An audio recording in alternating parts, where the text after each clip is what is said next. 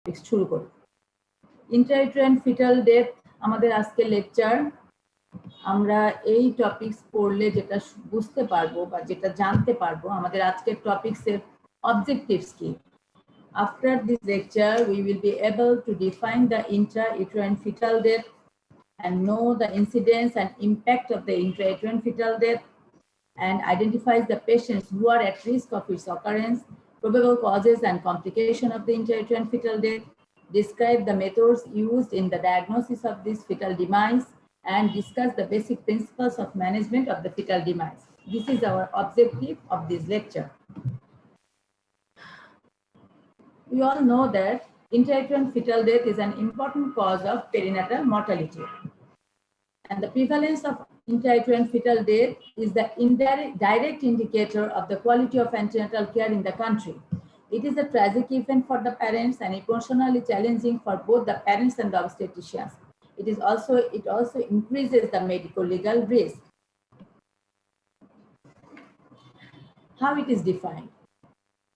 The death of a fetus occurring beyond the period of viability or weighing 500 grams or more, but before the onset of labor and is retained within the uterus is called the intrauterine fetal death.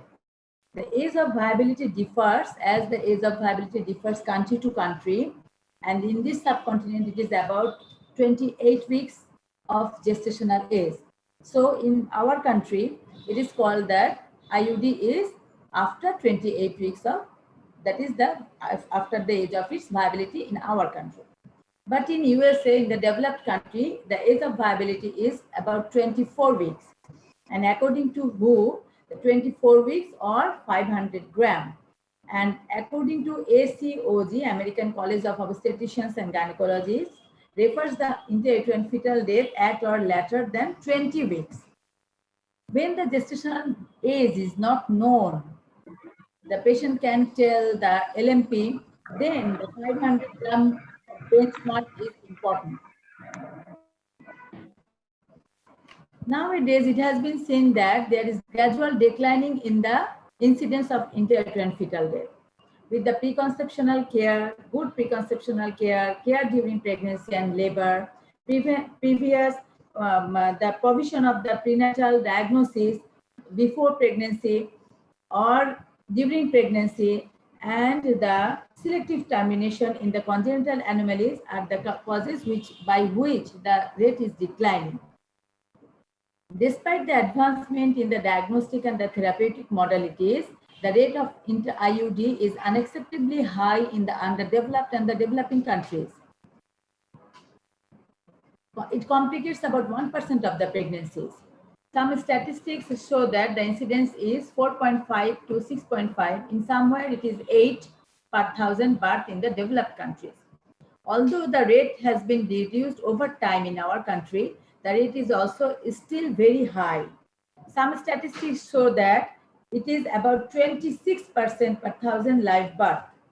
In somewhere it is 0.59% in another study. It has been shown that antepartum death represents about 86% of the fetal death, which includes the antepartum death and the intrapartum death, that is the stillbirth. Stillbirth contains the intra-IUD and the fresh stillbirth during labor. And the antepartum death represents about 86% of this total death. Over 2/3 occur before 32 weeks of gestation. And 20% occur between the 36 to 40 weeks of gestation, and approximately 10% occur beyond 41 weeks of gestation. There are some risk factors which provoke the intrauterine fetal death. These are advanced maternal age, obesity, nulliparity, smoking, alcohol, drug abuse, ethnicity and race, maternal general health and well-being, multiple gestation, history of previous IUFD, that is the intrauterine fetal death, and small for gestational age.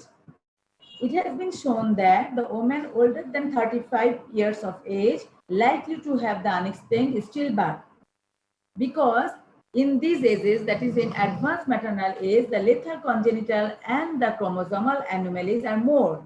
and medical complications like the hypertension, diabetes mellitus are also likely complicated in this age group. Then the obesity.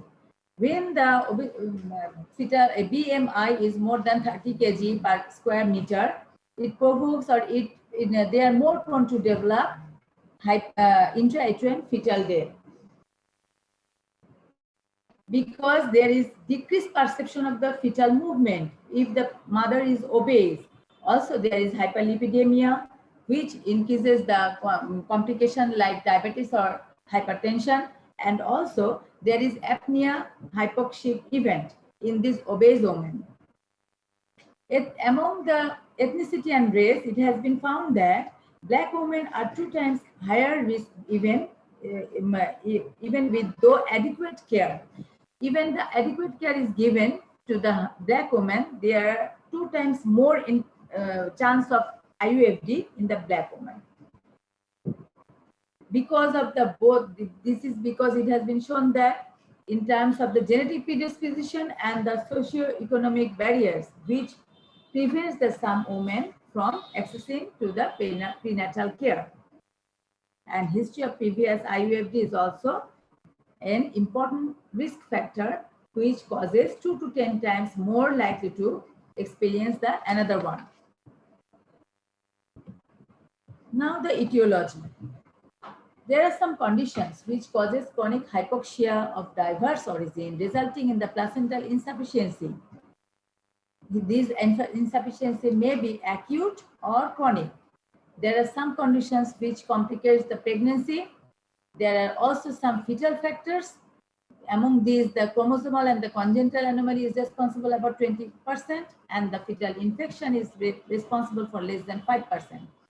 And 25 to 35% cases, in somewhere it is written that 50% of the cases, it is unexplained cause. So the causes may be summarized as maternal cause, fetal cause, placental cause, and idiopathic. Maternal cause complicates about 5 to 10%, fetal cause about 25 to 40%, placental cause about 20 to 35%, and idiopathic about 25 to 35%. Among the maternal causes, the diseases which is present in present pregnancy, they are responsible for causing IUFD in some cases by causing the decreased placental sufficiency. These are hypertensive disorders in pregnancy, diabetes in pregnancy, cholestasis in pregnancy, maternal infections such as malaria, hepatitis, influenza, toxoplasma, syphilis, hyperpyrexia. Some pre-existing disease which also influences the intrauterine fetal death, like thyroid disorder, chronic nephritis, severe anemia, cyanotic heart disease, epilepsy, autoimmune disorders like antiphospholipid antibody syndrome or systemic lupus erythematosus, thrombophilias like protein C, protein S deficiency, factor V Leiden, etc. Also, the Rh incompatibility is responsible, trauma to the abdomen or traumatized during pregnancy period and post-term pregnancy. These are all the maternal causes. Then the fetal cause. Chromosomal abnormalities, structural congenital anomalies. Among the chromosomal abnormalities, numerical and the single gene defect, microdeletion defect, also these are causes which are responsible for intrauterine fetal death. Then the major structural or congenital anomalies like the neural tube defect, abdominal wall defect, amniotic band syndrome, or congenital heart disease, these are responsible factors. Then the infections, torch infection, that is the toxoplasma, rubella, cytomegalovirus, herpes simplex virus. Intrauterine growth restriction. This also this is the effect of chronic placental insufficiency. Then immune and the non-immune hydrops. And glucose 6-phosphate dehydrogenase deficiency. It has been seen that the risk of intrauterine fetal death in IUGR is about 5 to 7 times greater. Then the placenta, these are some fetal causes like the chromosomal anomaly, Down syndrome, then hydrocephalus, which occurs in the RH incompatibility. Then the infections such as the toxoplasma, you can see the large head. Then the rubella, congenital cataract, and it also causes the different organ anomaly. Then the cytomegalovirus in the right side, which can cause the calcification of the brain. And so there is decreased blood supply in the brain and the hypoxia is there. Now the placental cause. Among the placental causes, antepartum hemorrhage, that is the placenta, both the placenta previa and the abruptio placenta. Placental insufficiency due to several factors like placental infarction, calcification, placenta, circumferent placenta of different types, and mosaic tumor of the placenta. Then twin-to-twin transfusion syndrome, then cord accidents, that is the prolapse cord, true knot cord around the neck, and Crohn or any infection like which causes the chorioamnionitis. These are the factors, placental factors, which can provoke the intrauterine fetal death.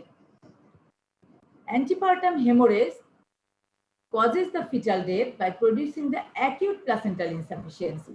And it has been seen that in abruptio, intrauterine fetal death has been occurred 10 to 20% of the cases. In abruptio placenta, we can see that there is hemorrhage by the side of the placenta.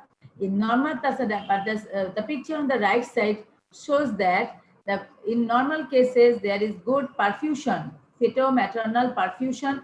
But if there is abruptio placenta, there is a barrier in between the maternal and the fetal surface of the placenta. So the bleeding is there, and so perfusion is hampered. And there is hypoxia, which ultimately causes the acute hypoxia and ultimately the IUD. And these are the picture which showing the calcification of the hemorrhage in the placenta and the vasa previa, that is the membrane is thin, elongated, and there is decreased placental mass, decreased vascular supply, ultimately the hypoxia. And here there is the picture of the cord prolapse, and there is the picture of the discordant twin. That is that, and also sometimes the twin-to-twin transfusion syndrome. The one baby is hypoxic and the other is edematous. Now the true knots in the cord. Other causes are iatrogenic cause. This is the external cephalic version, drugs like quinine beyond the therapeutic dose. And 25 to 35% cases, it is idiopathic. Causes remains unknown, even with thorough clinical examination and investigation. Now, the morbid pathology. The dead fetus undergoes an aseptic degenerative process, which is called the maceration.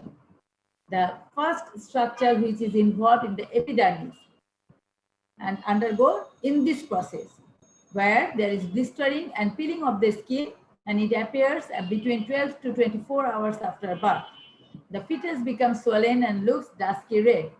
You can see in the picture that the fetus becomes swollen gradually, and there is peeling of the skin in the third and the fourth picture. First, second, above one, and third and fourth picture, there is peeling of the skin and the fetus become edematous, plethoric.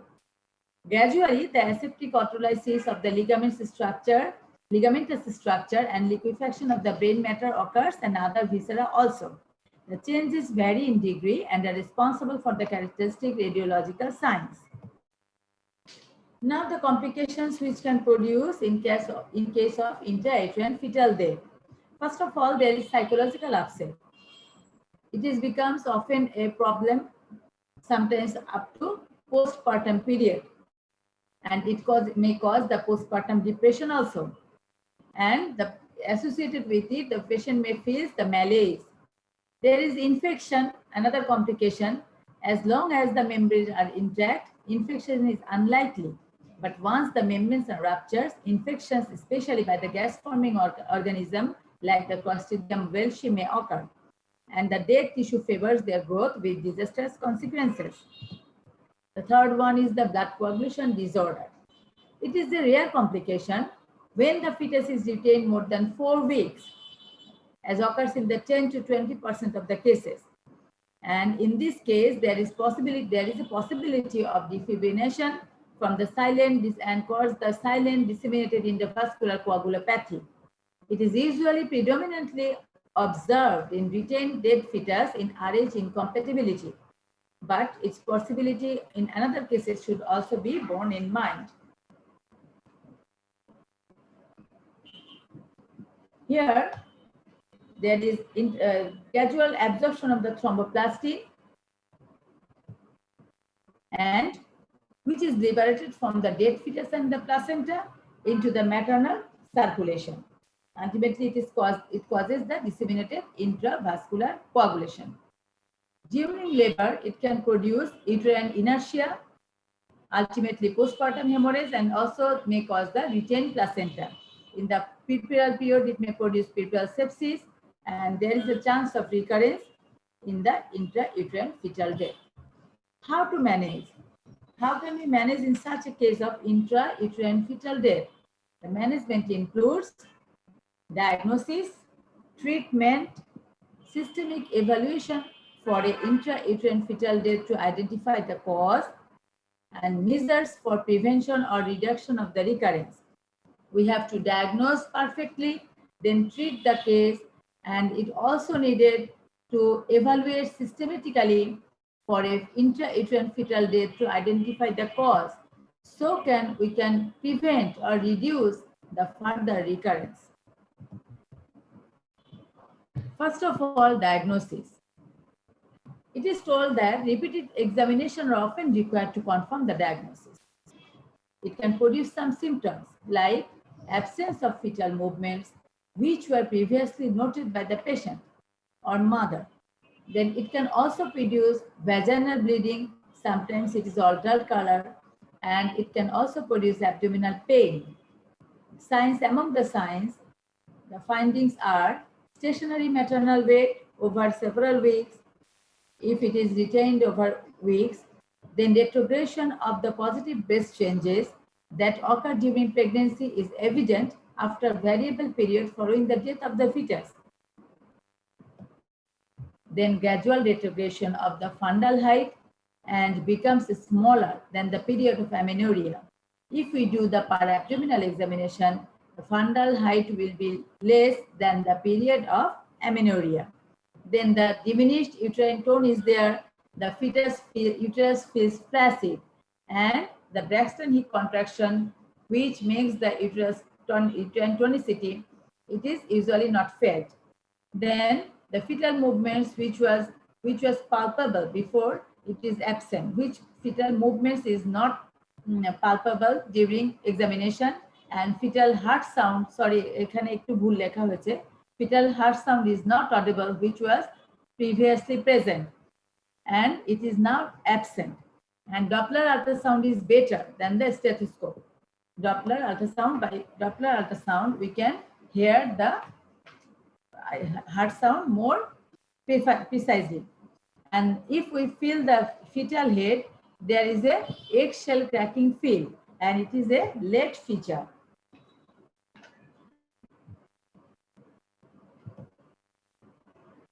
After history and examination for diagnosis of the intrauterine fetal death, simultaneously we have to take history and examination for the systemic approach in evaluation to identify the cause.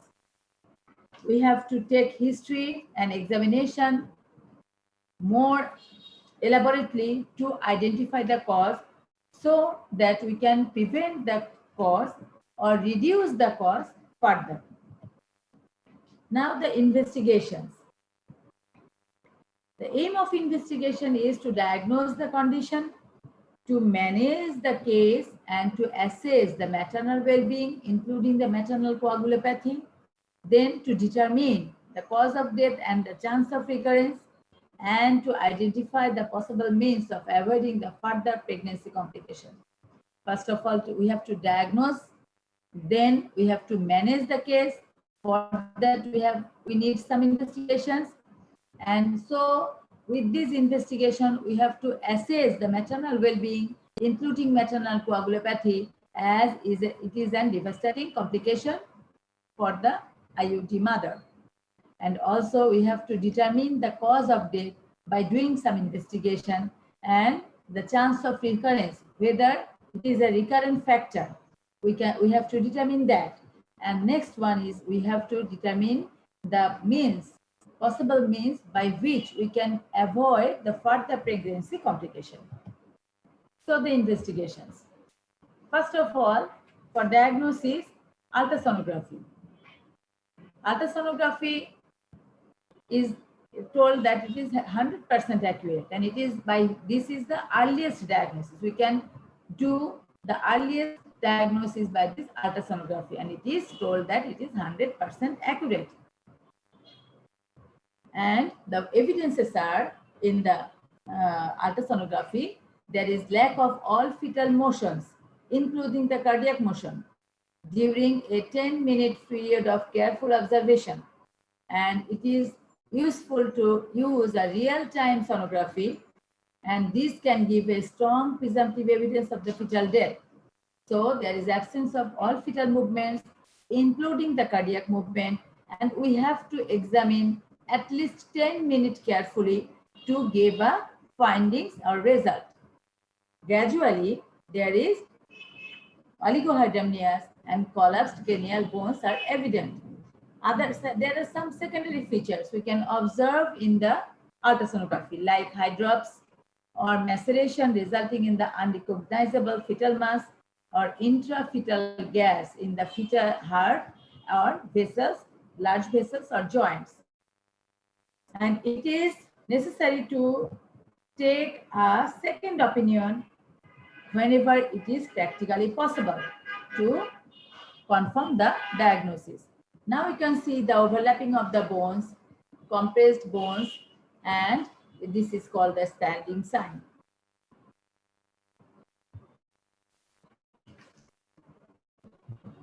There is another option, straight X-ray abdomen. X-ray abdomen, it was done previously. Now it is rarely done and almost absolute.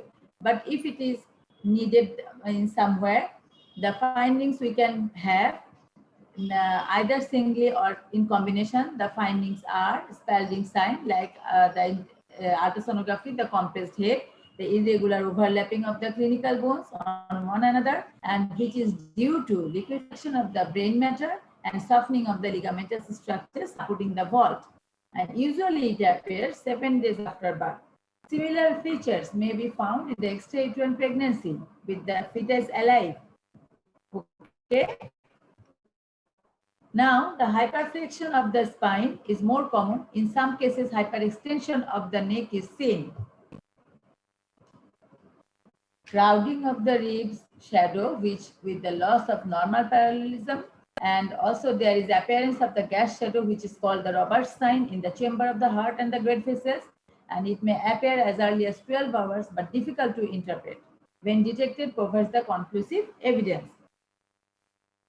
There is also helix sign, that is the gas in the umbilical arteries, ball sign, which is the hyperflexion of the spine. Hyperflexion of the spine made a sign which is called the ball sign. Now, for the confirmatory diagnosis, ultrasonography, and where it is, we can supplement with the X-ray abdomen. But there are some other investigations recommended for the woman, which can give a clue for the cause of the IUD, and also it can help the management purpose, like complete blood count, blood grouping and RH factor, ESR, HbA1c, then the thyroid profile, PIH, the pregnancy-induced hypertension profiles, and then the Kleho-Bethke test or other tests which can reveal the fetal-maternal hemorrhage, then CRP, then baseline coagulation profile. Baseline coagulation profile to detect whether it is aggravating or not, like fibrinogen count, prothrombin time, partial thromboplastin time, blood bleeding time, clotting time, etc. or if it is possible, fibrin degradation product. Then maternal serology for the infections, and also the maternal bacteriology, then maternal hemoglobin electrophoresis wherever it is necessary in case of severe anemia.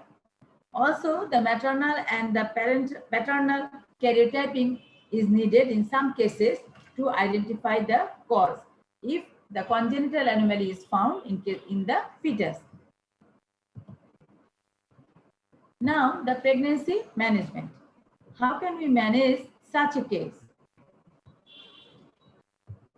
First of all, it is a very devastating condition for the parents and the obstetricians, and it is very difficult to manage the case by explaining the problem to the woman and her family. So there should be a sympathetic, supportive, and empathetic approach to the mother to explain the problem, why it has been occurred, when it has been occurred. If it is not a recurrent cause, so we can support the non-recurrent cause if it is, so we can support the mother that it is not a recurrent cause, and give the assurance that there will be a chance of normal baby in the next time, so on. And the management of this pregnancy management depends upon several factors like single or multiple gestation, gestational age at death, parents' wish. And the methods of management are expectant management, or the expected attitude, that is the non-interference, and another one is the active management. Antibiotic prophylaxis to be given as there is a chance of infection, and also the blood or blood products or donor to be kept ready for the management of this patient.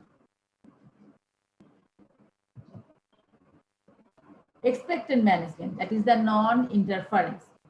In about 80% of the cases, as the patient goes into labor or spontaneous expulsion occurs within 2 weeks of death, so there is a provision of expectant management. If the spontaneous expulsion fails to occur within 2 weeks, then intervention should be done. But there are some disadvantages like psychological trauma, chance of infection, and coagulopathy, though it is rare. And another one is the interference, that is the active management. The indications of interference are psychological upset of the patient, which is most common, and the manifestation of the uterine infection, and if there is falling fibrinogen level. The fibrinogen level should be elevated well above the critical level before interference, and tendency of prolongation of the pregnancy beyond 2 weeks. Expected management, we can wait for 2 weeks because after 2 weeks it is a chance of fibrinogen level could be decreased. So if it is prolonged, we have to make the active interference. How can we terminate? There are several ways, but it is usually the medical induction. Termination or interference is by the medical induction.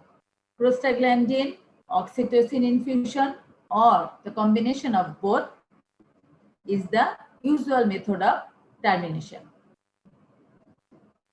And there is a place of cesarean section, but it is very limited.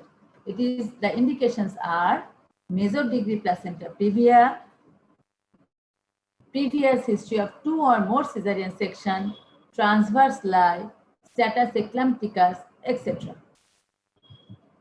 There is another method which is the mechanical induction. So usually we use the medical induction by the prostaglandin, that is the oral prostaglandin, or the intracervical gel, that is the PGE2, and the prostaglandin E1, that is the misoprostol, and supplemented sometimes by the oxytocin infusion, sometimes the medical induction only by prostaglandin or only by oxytocin, depending upon the condition. Another method is the medical induction by extra amniotic intracervical catheter, using the Foley's catheter, and the procedure induces the mechanical stretching of the lower uterine segment followed by the release of prostaglandin. So the induction of labor is done. And the last one is the cesarean section, which is very limited. During the management, it has been to be kept in mind that the membranes are not to be ruptured during the induction procedures because it will invite the infection, and adequate pain management should be there during labor.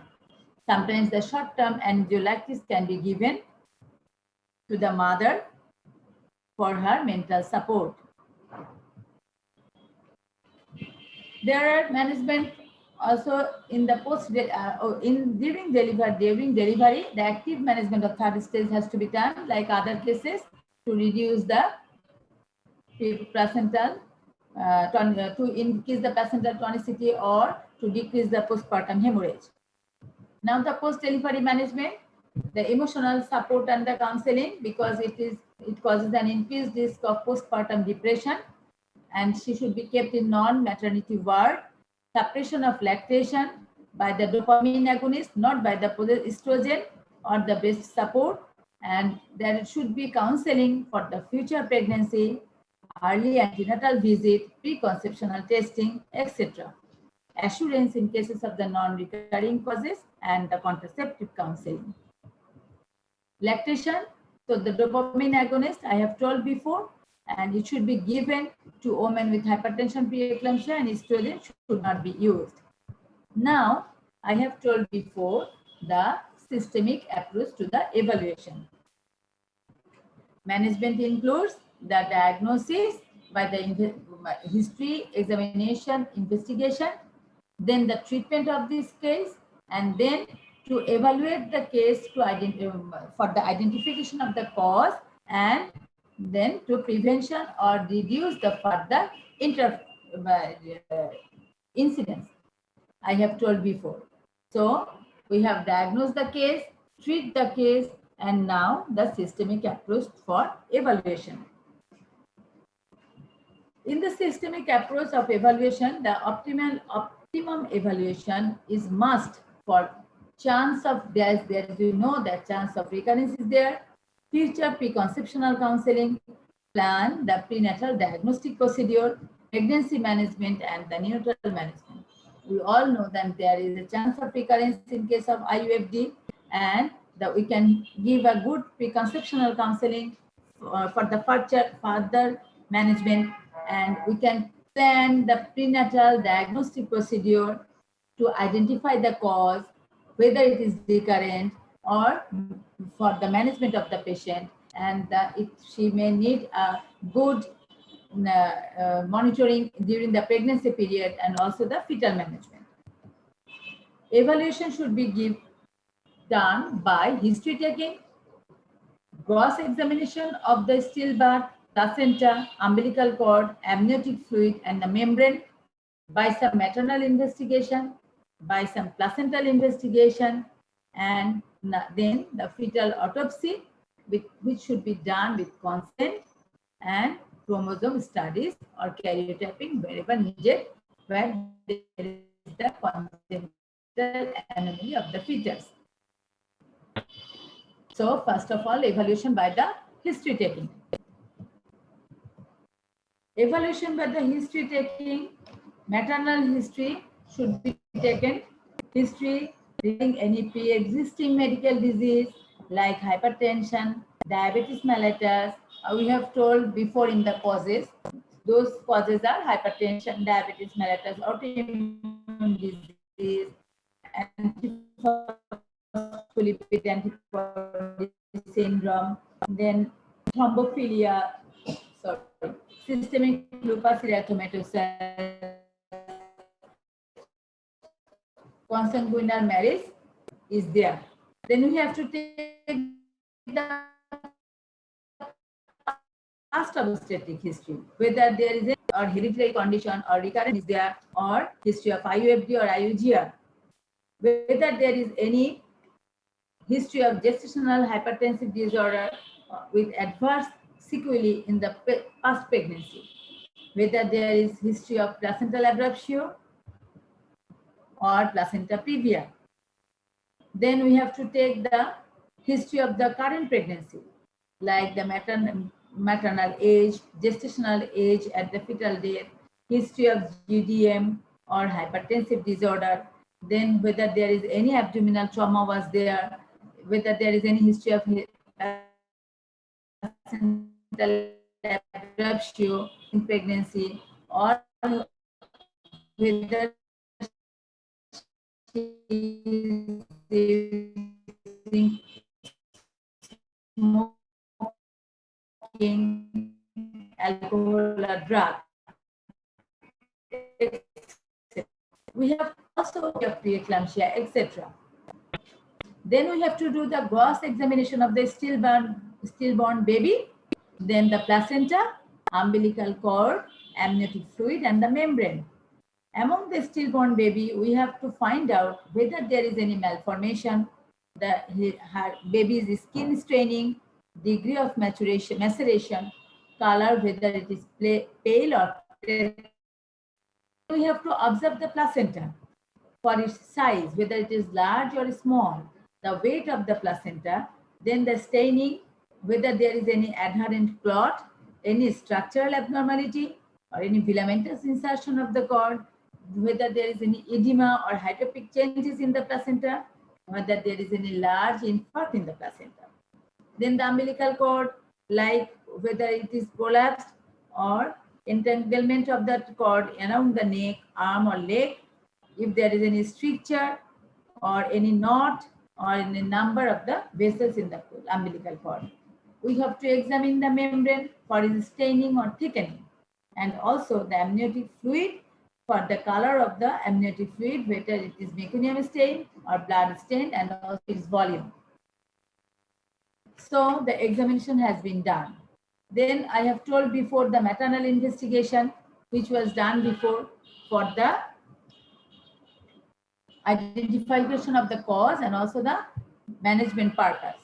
Then we have to do the placental investigations and tissue and the fetal autopsy with consent. And for the chromosomal study, we are karyotyping. Fetal tissue is taken from skin, cartilage, and also for the cytogenetic study, some viable cell is needed. So amniocentesis is done to collect the fetal viable cell before termination. Prevention. It has been told that IUD cannot be totally prevented, but with following guidelines, we can reduce its incidence. It is not a totally preventable disease. Sometimes we can prevent the recurrence or decrease the recurrence. Preconceptional care is very much important, and it is essential to prevent this occurrence in the high-risk group. During the preconceptional period time, we have to talk with both the partner, and we have to discuss with the documents of previous examinations, previous maternal investigations, and also the reports of the different examinations I have told before, the autopsy if it is report available, and with the examinations findings of the placenta, membranes, etc. And we have to counsel the partners about the cause and what can we do in further. And we have to give the folic acid supplementation at least 12 if the cause is that the neural tube defect, or then the 12 weeks before pregnancy is contemplated, or at least 6 weeks before the pre-pregnancy period. And they should have a regular antenatal care to prevent or to detect at the earliest and institute the effective therapy likely to cause the fetal death. And then we have to screen out the at-risk mother to monitor carefully for the assessment of fetal well-being and to terminate the pregnancy with the earliest evidences of fetal compromise. So at-risk mothers should be identified with the careful history taking and examination, and they should be treated as live, so we can assess the fetal well-being by securing the mother from by giving some treatment, and we can terminate the pregnancy with the earliest evidences of fetal compromise. And we have to very much worry about the timing of termination, which has been occurred before in the previous pregnancy, and we have to weigh the risk-benefit ratio of keeping the pregnancy and fetus in the intrauterine state, or whether we have to taken out. So the take-home message is the antepartum fetal head contributes to about 2/3 of the prenatal mortality. Incidence is still high in developing countries. In majority of the cases, cause is still unknown. Pre and post-delivery counseling is an integral part of management. Induction is done with prostaglandin E1 or E2 tablet or gel supplemented with oxytocin. And amniotomy, that is the rupture of the membrane, is contraindicated. Maximum possible effort should be made to establish the cause for better future outcome. Thank you. Any questions?